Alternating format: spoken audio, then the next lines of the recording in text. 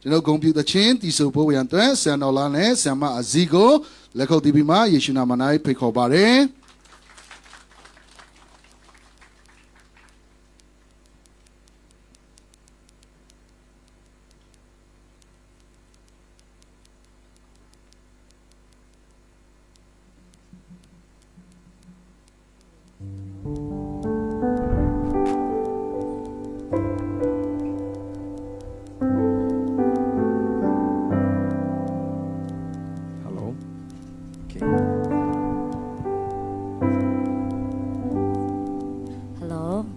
Okay ဆိုတော့ဆရာတီမောသေခိုင်နဲ့မချင်းချင်း congratulations ပါဆိုတော့အရင်ပဲဂုဏ်ယူပါတယ်ဆိုတော့ကျမတို့တူထဲပဲဆိုတဲ့တခြင်းနဲ့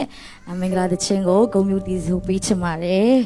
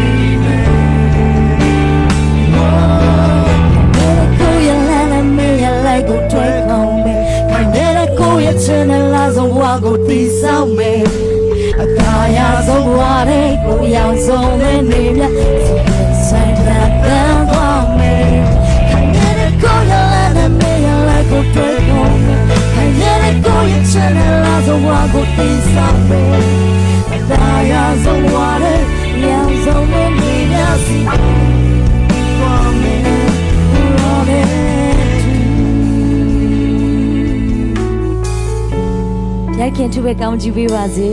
ထောင်သစ်ပေါ်မှာ